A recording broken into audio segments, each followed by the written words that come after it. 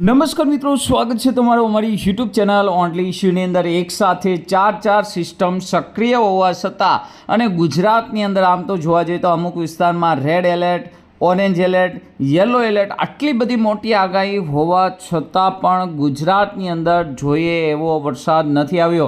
આ પહેલાં મિત્રો જોવા જઈએ તો ખાસ કરીને કચ્છના અખાત ઉપર અને પોરબંદર ઉપર મિત્રો એક સાયક્લોનિક સર્ક્યુલેશન સિસ્ટમ થતાં પોરબંદર, જુનાગઢ, દ્વારકાની અંદર તેમજ કચ્છની અંદર વરસાદ જોવા મળ્યો હતો, પરંતુ ત્યારબાદ એ મિત્રો ફરી એક વખત વરસાદે વિરામ લીધું છે। મિત્રો છેલ્લા 12 કલાકની મિત્રો તમે પ્રોસેસ જોઈ શકો છો તો બંગાળની ખાડીની અંદર જોરદાર સિસ્ટમ તો બની છે, પરંતુ આ સિસ્ટમ ઝડપથી મિત્રો ખૂબ જ નીચલા લેવલેથી એટલે કે મધ્યપ્રદેશ, મહારાષ્ટ્ર છે, તમિલનાડુ છે, કર્ણાટક વિસ્તારમાંથી પસાર થઈ રહી છે।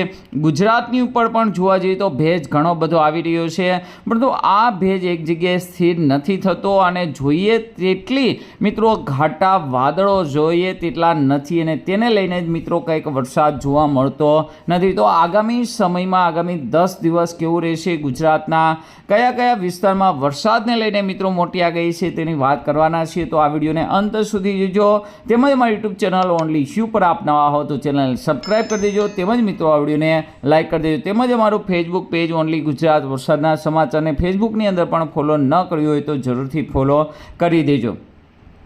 તો હાલ મિત્રો આપણે 10 દિવસની ફોરકાસ્ટ મેપ જોઈએ તો અહીંયા તમે સ્પષ્ટ જોઈ શકો છો। આગામી 12 કલાકની અંદર સૌરાષ્ટ્રની અંદર થોડો ઘણો વરસાદ પડી શકે છે। 24 કલાકની વાત કરીએ તો સૌરાષ્ટ્રની અંદર, દક્ષિણ ગુજરાતની અંદર સારો વરસાદ જોવા મળશે।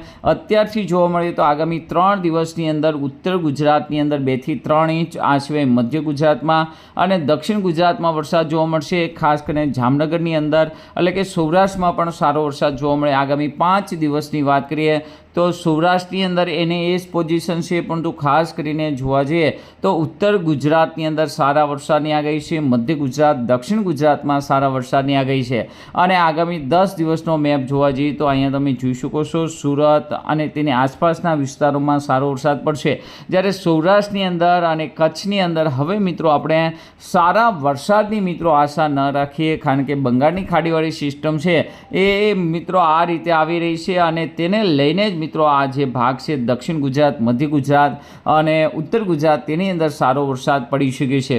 હાલ મિત્રો આપણે સિસ્ટમની વાત કરી લઈએ તો અહીંયા તમે જોઈ શકો સ્પષ્ટ જે સિસ્ટમ છે મિત્રો બંગાળની ખાડીમાંથી બની અને આગળ નીકળી ગઈ છે। આ બાજુ મિત્રો ખાસ કરીને થોડુંક દૂર એકદમ ગુજરાતથી દૂર એક સાયક્લોનિક સર્ક્યુલેશન છે। ગુજરાતની અંદર મિત્રો ખાસ મોટી વરસાદને લઈને આગાહી નથી। પવનની ઝડપની વાત કરીએ તો ધીમે ધીમે હવે પવનની ઝડપ પણ મિત્રો વધી જશે। અહીં તમે જોઈ શકો 24 તારીખે સ્પષ્ટ ધીમે ધીમે અરબી સમુદ્રમાંથી તેજ પવનો ફૂંકાવાનો શરૂ થઈ જશે। તેને લઈને જ મિત્રો વરસાદની જે ધરી છે મિત્રો અહીં તમે જોઈશું વરસાદની જે ધરી છે એકદમ મિત્રો ઉપલા લેવલ તરફ ગતિ કરશે, જેને લઈને ઉત્તર, મધ્ય અને દક્ષિણ ગુજરાતમાં સારો વરસાદ પડી શકે છે, પરંતુ ખાસ કરીને સૌરાષ્ટ્ર, કચ્છની અંદર મિત્રો હવે વરસાદ વિરામ જોવા મળશે। આમ તો જોવા જઈએ તો અમુક જિલ્લામાં વરસાદની વિરામની પણ જરૂર છે, પરંતુ આગામી 30 દિવસ સુધીના મેપની અંદર આપણે જોઈએ તો કંઈ મોટી ખાસ મિત્રો અપડેટ જોવા મળતી નથી અને હવે મિત્રો ભારે વરસાદની પરંતુ સામાન્ય વરસાદ જોવા મળી શકે છે। અહીં તમે જોઈ શકો છો સ્પષ્ટ, જેની અંદર ખાસ કરીને દક્ષિણ ગુજરાત તરફ અને મધ્ય ગુજરાત તરફ અને ઉત્તર ગુજરાત તરફ મિત્રો વધારે સિસ્ટમ છે એક્ટિવ થઈ ગઈ છે। 22 તારીખથી હવે જે વરસાદ જોવા મળશે એ ખાસ કરીને ઉત્તર ગુજરાત, મધ્ય ગુજરાતની અંદર જોવા મળે તેવી શક્યતા છે। અહીંયા તમે 24 તારીખનો મેપ પણ જોઈ શકો છો, તેમજ મિત્રો અહીંયા તમે સિસ્ટમ પણ જોઈ શકો છો।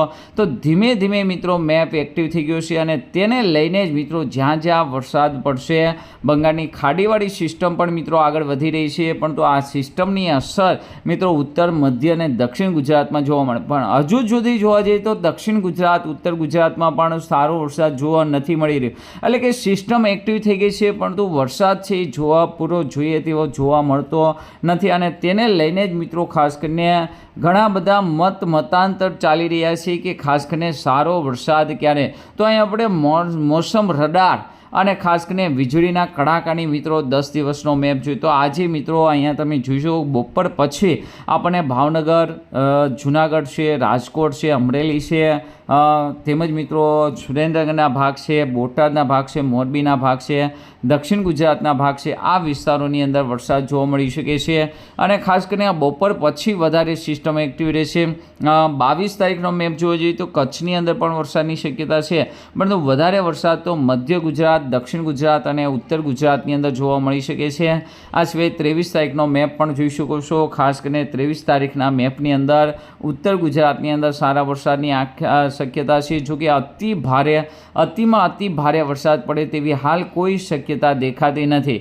એક મિત્રો 26 તારીખની આસપાસ એક સિસ્ટમ ચાલી આવે છે, પરંતુ ગુજરાત સુધી પહોંચતા આ સિસ્ટમ પણ મિત્રો નબળી પડી જાય છે, જેને લઈને મિત્રો આમ તો જોવા જઈએ તો કોઈ મોટી વરસાદને લઈને આગાહી નથી, પરંતુ ખાસ કરીને ગરમી, બફારો આ વસ્તુ જોતા કોઈ પણ વિસ્તારોની અંદર સારો એવો ભારેથી અતિ ભારે વરસાદ પડે તેવી શક્યતા છે. બાકી હાલના મિત્રો અત્યારના વિન્ડી એપ્લિકેશનના મેપ પ્રમાણે આપણે જોવા જઈએ તો હવે મિત્રો ઉત્તર, મધ્ય, દક્ષિણ ગુજરાતમાં સારો વરસાદ પડશે. એ પણ મિત્રો વધુ સારો નહીં. ખાસ કરીને આગામી 10 દિવસ સુધીની અંદર એવરેજ મિત્રો 2 ઇંચથી લઈને 5 ઇંચ અને દક્ષિણ ગુજરાતની અંદર અમુક વિસ્તારમાં 10 ઇંચ સુધીનો વરસાદ કુલ ટોટલની વાત થાય છે મિત્રો, ટોટલ વરસાદ પડે તેવી શક્યતા છે. બાકી સૌરાષ્ટ્રની અંદર ક્યાંક સારો વરસાદ પડી શકે, કચ્છમાં પણ ગરમીને હિસાબે ઝાપટું પડી શકે છે. બાકી ભારે વરસાદ માટે આપણે હવે મિત્રો નવી અને મોટી સિસ્ટમની રાહ જોવી પડશે. તો આજના વિડીયોમાં મિત્રો આટલું જ. વધુ વિડીયો જોવા માટે મારી યુટ્યુબ ચેનલ ઓનલી અને સબસ્ક્રાઈબ કરી દેજો, તેમજ મિત્રો આ વિડીયોને લાઇક કરી દેજો. અસ્તુ. જય હિન્દ, જય ભારત.